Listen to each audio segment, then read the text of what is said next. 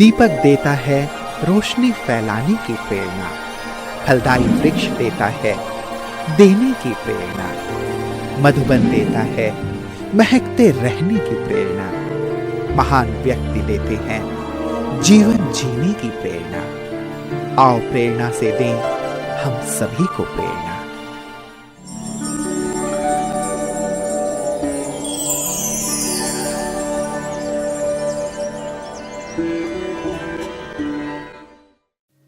जयसिंहपुर हिमाचल प्रदेश के कांगड़ा जिले में स्थित एक नगर है।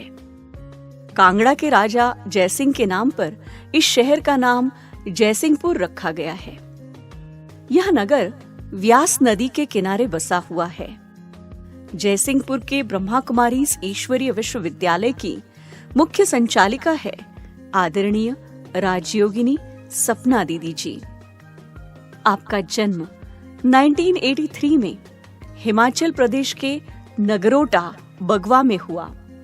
बचपन से आप पूजा पाठ एवं दान पुण्य में विशेष रुचि रखते थे। आप शांति, शीतलता, मधुरता, आज्ञाकारी और वफादारी आदि दिव्य गुणों से भरपूर है। सत्य की खोज में आपको सन 2000 में पालमपुर में ईश्वरीय ज्ञान की प्राप्ति हुई। आपने पहली बार 2001 में संस्था के मुख्यालय माउंट आबू में अव्यक्त बाप दादा से ईश्वरीय मिलन मनाया। परमात्मा से प्रेरणा प्राप्त कर सन 2002 से आपने अपना जीवन ईश्वरीय सेवा में समर्पित किया। तब से आप कोटकपूरा, पालमपुर, दरंग, नगरोटा आदि स्थानों में सेवाएं प्रदान कर 2008 से जयसिंहपुर में रहते हुए स्थायी रूप से ईश्वरीय सेवाएं प्रदान कर रही है। वर्तमान समय दीदी जी के नेतृत्व में 200 से अधिक विद्यार्थी ज्ञान योग से अपने जीवन को श्रेष्ठ बना रहे हैं।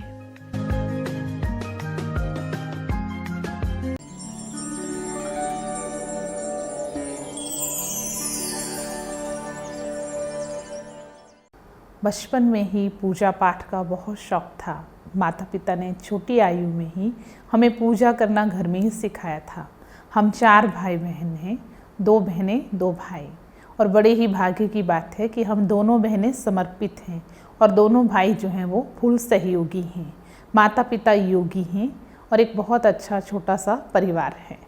तो माता पिता ने जैसे बचपन में पूजा पाठ, मंदिर जाना, ये सब सिखाया। और हमें एक छोटा सा किस्सा अपने जीवन का याद है कि जब हम छोटे छोटे थे तो हमें आरती करना सिखाया गया। तो मम्मी पापा हमें बोलते थे कि रात की रोटी तब खानी है जब आप पहले आरती करोगे। तो हम क्या करते थे, पहले तो बड़े आराम से सीखी आरती, वैसे करते थे। बाद में जैसे मैं परिवार में बड़ी थी, तीनों भाई बहन छोटे थे, तो हमने आरती जो है ना वो अपने तरीके से जल्दी जल्दी सीख ली कि ओम जय जगदीश सारे, तो ऐसे एकदम से फास्ट रीति से करनी। तो एक दिन जब हम फास्ट रीति से आरती करके, पूजा घंटी करके खाना खाने के लिए जल्दी आ गए किचन में, तो मम्मी पापा कहते कि इतनी जल्दी आरती हो गई। तो हमने बोला हाँ, हमने जल्दी जल्दी आरती गाना सीख ली है। तो दूसरे दिन से फिर से हमारी अच्छे से क्लास हुई कि ऐसे नहीं आरती गानी, जैसे प्रॉपर वे से गाते हैं वैसे आपको करनी है। तो इस तरह से हमने, मम्मी पापा भी पूजा पाठी थे, बहुत अच्छा परिवार था, तो वो सब करते थे। जैसे परंपरागत भक्ति है वो हम भी करते थे, मंदिरों में जाना ये भी होता था। लेकिन छोटी आयु में ही बाबा का बच्चा बनने का सौभाग्य प्राप्त हुआ। सर्वशक्तिमान शिव बाबा की दृष्टि जो है वो हमारे ऊपर पड़ी। सन 2000 में हमें ज्ञान मिला और जनवरी मास में ज्ञान मिला। और हम पहले तो पापा ही हमें पालमपुर सेवा केंद्र पे, जहाँ पे प्रेम दीदी जी रहते हैं, वहाँ लेकर के गए, क्योंकि हमने ब्रह्मा कुमारी इसका नाम नहीं सुना था और ना ही कभी सेंटर के बारे में जानते थे। तो हमारे एक भाई थे लौकिक में रिश्तेदारी में, तो उन्होंने ज्ञान सुनाया और वो कहते ऐसे ऐसे ब्रह्मा कुमारी सेंटर हैं, तो आप जो है वो अपनी बच्चियों को वहाँ लेकर के आना। तो हमने कभी वो देखा नहीं था, इसलिए पापा जी को पता था। वो ब्रह्मा कुमारी से अवगत नहीं थे, लेकिन स्थान को जानते थे, तो वो हम दोनों बहनों को लेकर के वहाँ गए। तो वहाँ एक प्रोग्राम चल रहा था, प्रोग्राम बहुत अच्छा था। लेकिन आप सोचो, हम फर्स्ट टाइम सेंटर पे गए, वहाँ पे बड़ा सुंदर म्यूज़ियम बना था। तो जैसे बड़ी दीदियाँ योग करा रही थी, जोगिंदर नगर से सावित्री दीदी जी भी आए हुए थे और हमारे आदरणीय प्रेम दीदी जी भी योग करवा रहे थे। तो हम छोटे थे आयु में, छोटी बहन तो बड़ी छोटी थी मेरे से। तो हम जैसे अंदर गए तो हमें तो कुछ पता ही नहीं चल रहा था, क्योंकि फ़र्स्ट टाइम एंट्रेंस हुई सेंटर के अंदर और मेडिटेशन चल रहा है, तो वो सब दृष्टि दे रहे हैं। तो हमें एक अचंभा लगा कि ये क्या, ये बिल्कुल शांति में बैठे हुए हैं, ना ढोल की चिमटा, ना गीत, ना रंग राग, कुछ भी नहीं। और ऊपर से ये क्या, जैसे योग पूरा हुआ तो दीदियाँ जो थे वो दृष्टि देने लगी, टोली देने लगी। तो हमें लगा कि ये क्यों देख रहे होंगे, एक एक के चेहरे को देख रहे हैं। और हम जा ही नहीं रहे थे, जैसे हमारी रोक के सभी उठ के चले गए लेने प्रसाद, तो हम तब भी नहीं गए। हमें बड़ा अचंभा जैसा लग रहा था। लेकिन एक एक करते जब लास्ट में हम गए तो हमें लगा ये क्या, कैसे ये देख रहे हैं, मुंह की तरफ देख रहे हैं, तो अजीब जैसा लग रहा था। लेकिन मुझे याद है कि सावित्री दीदी जी ने हमें देखते ही दोनों बहनों को, हमारे साथ एक बहन और थी मेरी फ्रेंड, तो हम 3 गए थे। तो दीदी जी ने एक वरदान दिया कि देखो, तुम पहली बार सेंटर पे आए हो, तो अगली बार जब मैं आऊँ ना, तो तुम जैसे आसमान में तारे चमकते हैं वैसे ही इस धरती के तारे हो और तुम्हें तारों की तरह ही चमकना है। तो हमें उस समय तो उस वरदान की समझ नहीं आई, लेकिन उसके बाद जो है वो पेपर दिए, पढ़ाई की, और उसके बाद जो है वो हमने कोर्स किया।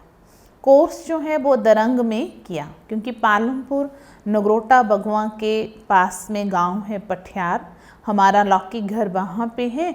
तो पालमपुर दूर पड़ता था। तो बड़े दीदी जी से जब पूछा कि वहाँ पे कोर्स करना है, तो उन्होंने कहा कि दरंग में गीता पाठशाला है, पुराने बुज़ुर्ग बाबा के बच्चे अंकल आंटी जी, तो वो कोर्स करवाते हैं। वहाँ पे बहुत सुंदर गीता पाठशाला, एक बहन के रहने की व्यवस्था भी थी। तो हमने घर से जो थी वो जिन भाई जी ने हमें ये ज्ञान सुनाया था, उन्होंने मम्मी पापा से छुट्टी ली और हमें 7 दिन के लिए वो दरंग में ले गए। हम डे नाइट वहाँ पर रहे, कोर्स किया, और उस कोर्स का नतीजा इतना अच्छा निकला कि हमने बाबा की जो भी धारणाएं होती हैं, खान पान की, है ना, नहाने धोने की, पवित्रता की, वो संपूर्ण पवित्रता को हमने अपने जीवन में धारण किया।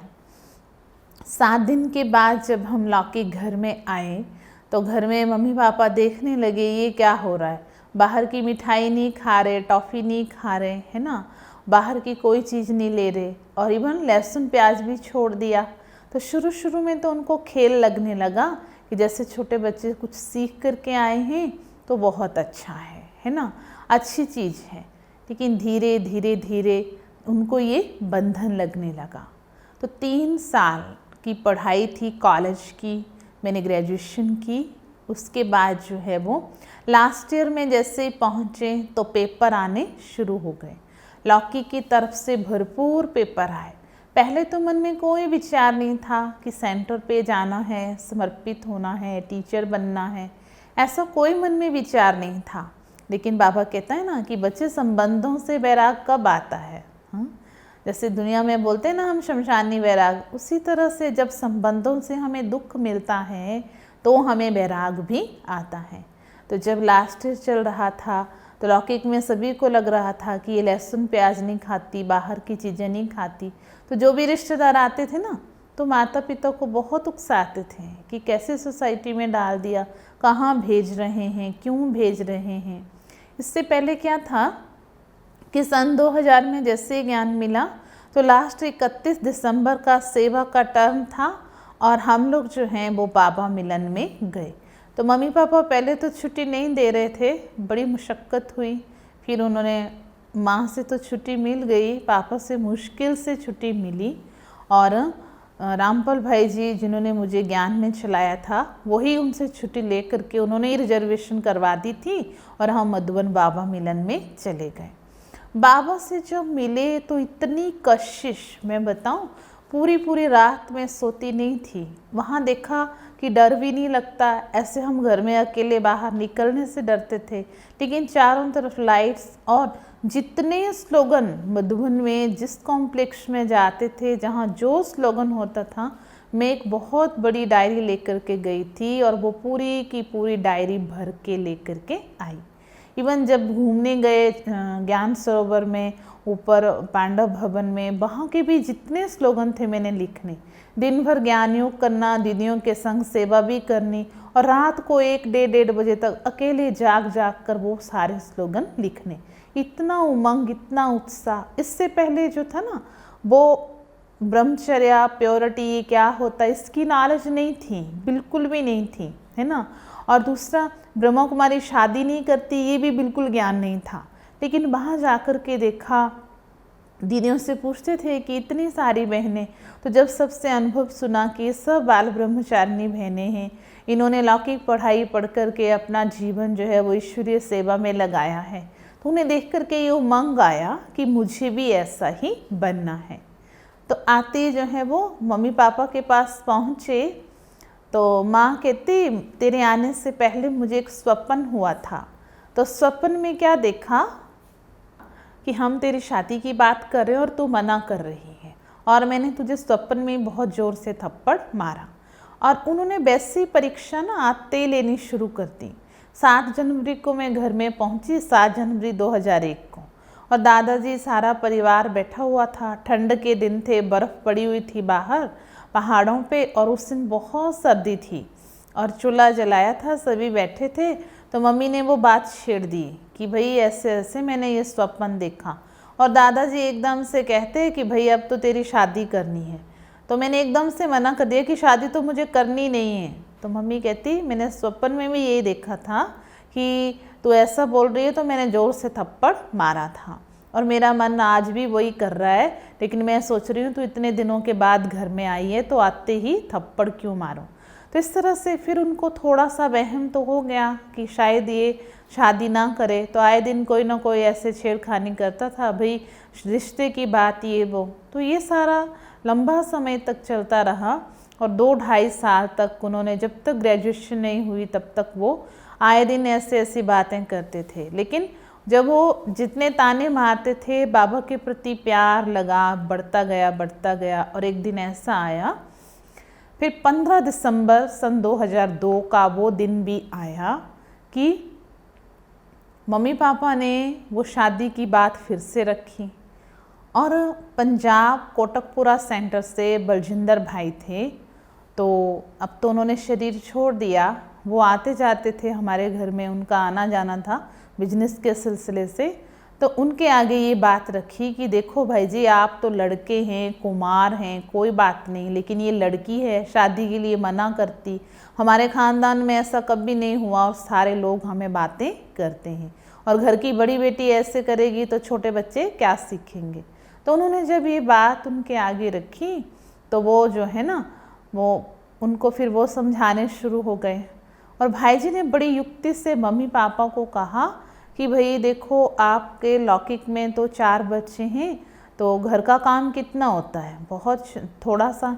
और मैं जब भी आता हूँ तो देखता हूँ ये बड़ी है तो काम घर का कम करती है, छोटी बहन भाई काम कर लेते हैं, ये तो हंसती बातें करती, ये सभी करती है, तो इसलिए ये सेंटर पे रह नहीं पाएगी। तो आप ऐसा करो, 15 दिन के लिए मेरे साथ इसे कोटकपुरा सेंटर में भेजो, और 15 दिन में अगर ये पास हो गई तो ठीक है, अदरवाइज़ ये पास नहीं होगी।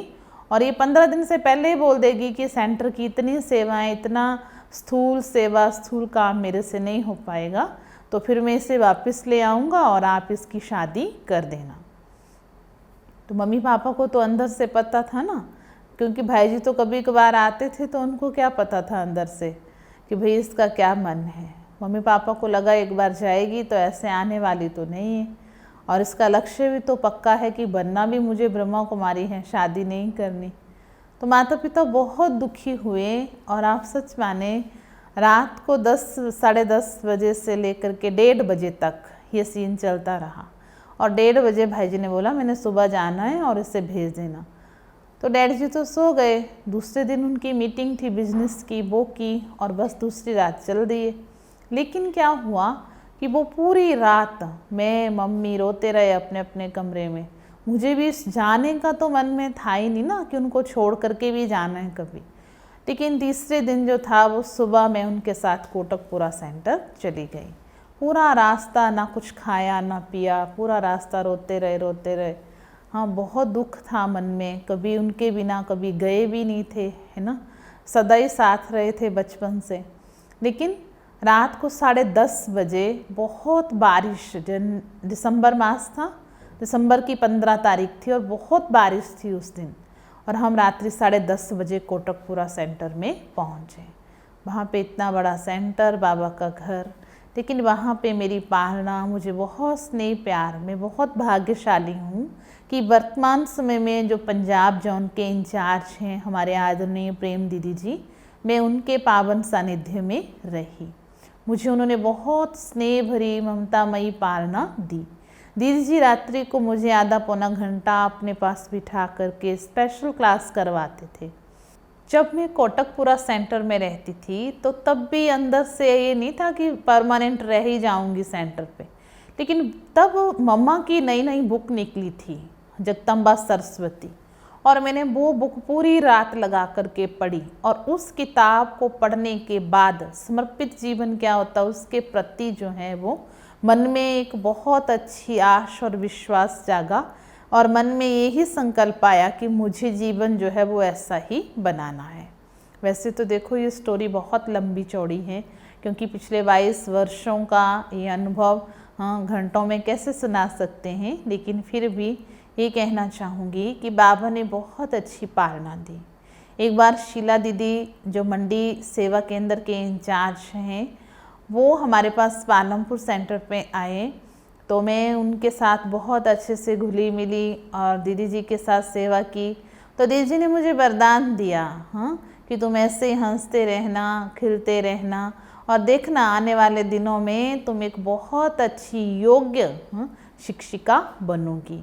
तो दीदी का वो वरदान वर्तमान समय में फलीभूत हो रहा है। छोटी आयु में दीदी ने ये वरदान दिया था, और दीदी हमेशा जो है वो अपने जैसा कि जैसे देखो मंडी में मैं शीला हूँ ना, तुम यहाँ पे वैसी बनोगी। तो ऐसे ऐसे वरदान मुझे बड़ों से मिले। सन 2019 में हमने एक दिसंबर मास में एक संकल्प किया कि बाबा के पास जाना था, मधुबन बेहद घर में। तो मुझे संकल्प आया कि मीठे बाबा, इस वर्ष पूरे वर्ष की सेवाएं इतनी नहीं है, तो जब मैं आपसे मिलने आऊँगी, सेवा में आऊँगी, तो आपको क्या चाट दूँगी। तो मैंने छोटी बहनों से ये संकल्प बताया कि मुझे संकल्प आ रहा है कि हमारा जितना बाबा ने जो हमें कर्म क्षेत्र दिया है, जयसिंहपुर सेवा केंद्र का जितना एरिया है, हम उसमें एक एक घर में जाकर के पर्चा बांटना चाहते हैं। तो आप सच माने बाबा ने मदद की इन बहनों के सहयोग से, और जब क्लास में ये बात रखी तो एक एक करके जो है वो भाई बहन भी जुड़ते गए, और हमने 15 दिनों में एक एक घर में जाकर के बाबा का परिचय दिया। देखो, ब्राह्मण जीवन की विशेष धारणाएं, बाबा का बच्चा बन करके संगठन में कैसे चलना है।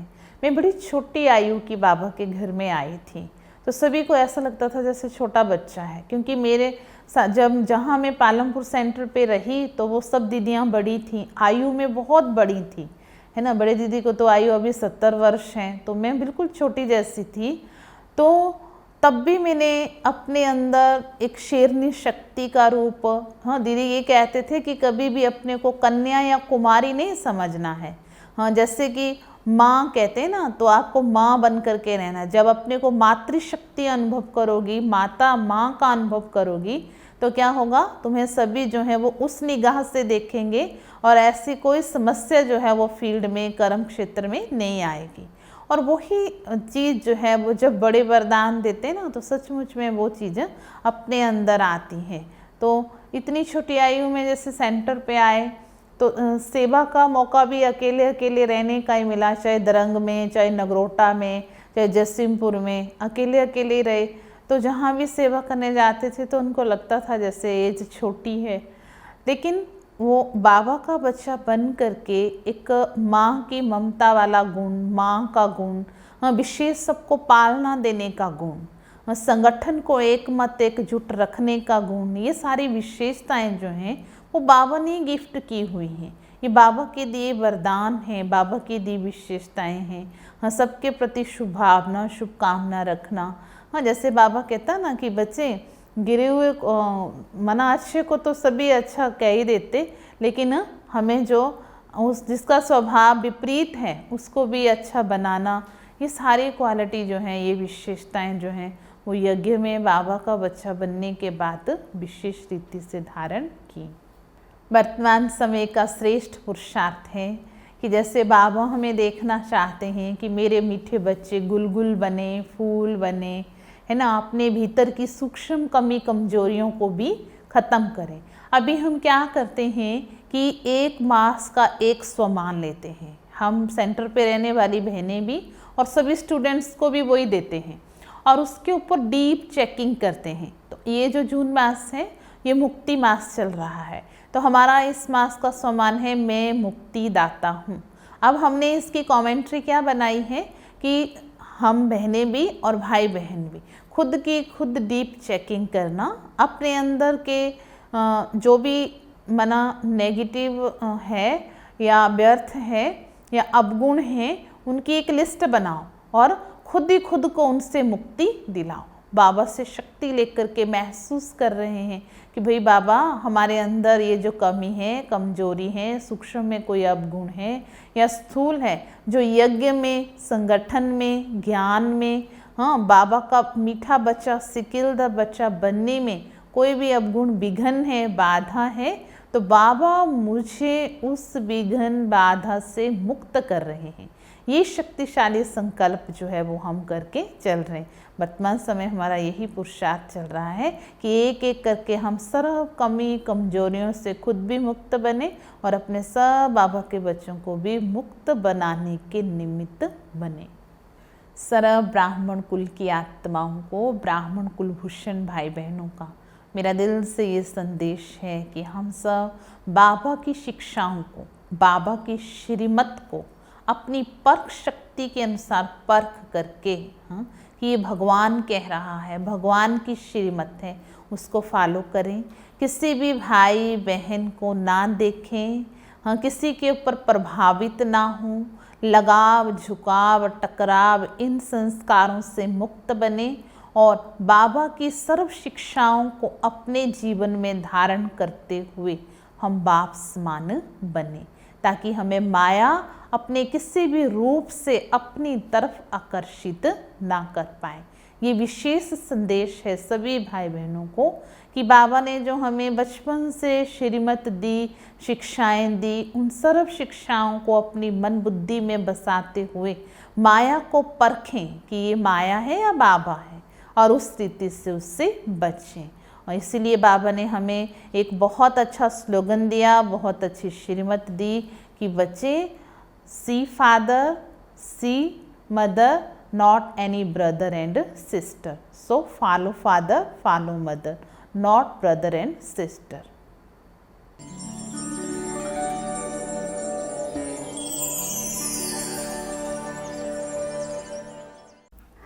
दीदी से हमें प्रेरणा मिलती है कि हम एक बल, एक भरोसा और एक का सहारा लेना है।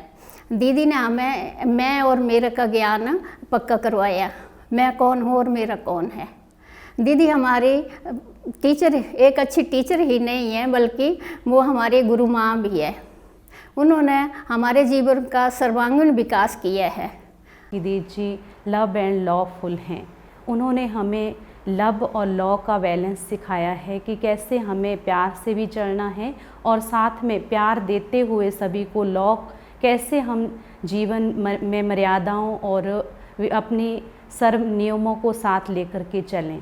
इसके साथ ही दीदी जी में मैंने विशेष देखा कि उनके हर कर्म में जो है वो निष्ठा है, हर कर्म में जो है वो दूसरों के प्रति प्रेम भाव है, श्रद्धा भाव है। जब भी कोई सेंटर पर आता है तो उनका यही रहता है कि वो कोई भी आए तो वो यहाँ से संतुष्ट होकर के जाए। दीदी से एक बहुत बड़ी बात जो मैंने सीखी वो ये कि सामने वाले व्यक्ति के सदा आपने गुणों को ही देखना है, ना कि उसके अवगुणों को देखना है, जिससे आप सदा खुश रहेंगे और आपके संबंध भी अच्छे होंगे। दीदी ने एक बहुत बड़ी बात कही कि कोई भी संबंधों में खटास है तो उसको अच्छा करने के लिए ज़रूरी नहीं आप दोनों व्यक्ति जो हैं वो उसमें प्रयासरत हों, बल्कि आप स्वयं भी उस संबंध को एक अच्छे वाइब्रेशन से अच्छा कर सकते हैं। दीदी से मिले तो इनके रहन सहन, इनका सफ़ेद वस्त्र पहने हुए इतनी शालीनता से लोगों से बात करना, हमारे साथ भी इतनी शालीनता से बात करना, तो हम इनके जब इन्होंने फिर ज्ञान सुनाया तो हम इनसे अट्रैक्टिव हो गए। हमें फिर बहुत अच्छा लगा इनका बातचीत करने का ढंग। जब भी हम सेंटर में आना तो इनका बहुत अच्छे तरीके से हंसमुख चेहरा, बहुत अच्छे तरीके से मेलना, बड़े बड़े प्रोग्राम करना, उसमें बड़े अच्छे तरीके से कैसे लेआउट कर लेते हैं इसके बारे में देखना, तो हमें बहुत अच्छा लगा इनका जीवन। तो हमने भी सोचा कि हम भी इनकी तरह एक अच्छा जीवन बनाएं। ये बहुत अच्छे शांत स्वरूप आत्मा हैं। आदरणीय दीदी जी ने मुझे माँ की तरह स्नेह प्यार दिया और माँ की तरह पालना की है। आदरणीय दीदी जी से मैंने बहुत कुछ सीखा है। दीदी जी ने मुझे हमेशा हर कार्य के लिए एवर रेडी रहने का पाठ पक्का करवाया है और संगठन में सभी के बीच कैसे रहना, सभी के साथ मिलजुल कर कैसे रहना है, ये सब मैंने दीदी जी से सीखा। दीदी की मुख्य विशेषता यह है कि वह हर एक की विशेषता को देखकर ज्ञान मार्ग में आगे बढ़ाने का प्रयास करती हैं। वो एक कुशल संचालिका के साथ साथ एक कुशल प्रवक्ता भी हैं। हमें उनके जीवन से ये प्रेरणा मिली कि चाहे परिस्थितियाँ कैसी भी हों, लेकिन हाँ जी का पाठ पक्का करो तो बाबा की 1000 गुना मदद मिलती रहती है। हम बहुत ही भाग्यशाली हैं कि हमें दीदी की पालना मिल रही है। वो स्नेह और सहयोग से हमें आगे बढ़ा रही है।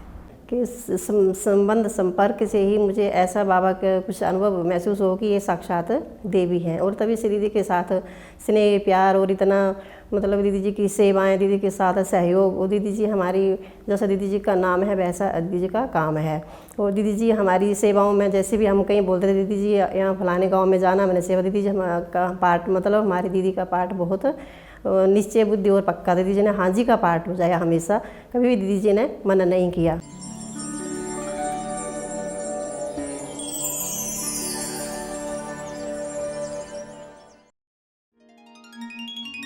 अव्यक्त बाबा का साकार रूप हो, दादे गुलजार बखूबी निभा रही हो अपना ये किरदार।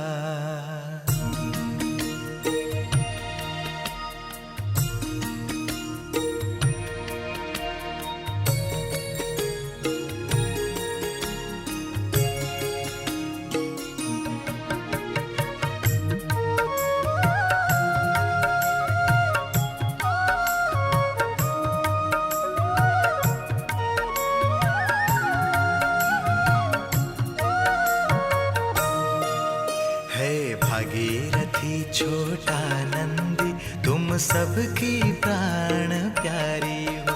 है भागीरथी छोटा नंदी तुम सबकी प्राण प्यारी हो। शांत शीतल सादगी वाली, शांत शीतल सादगी वाली मीठी मीठी दादी हमारी हो। मीठी मीठी दादी हमारी हो। हे भागीरथी छोटा नंदी तुम सबकी प्राण प्यारी हो। तुम सबकी प्राण प्यारी हो।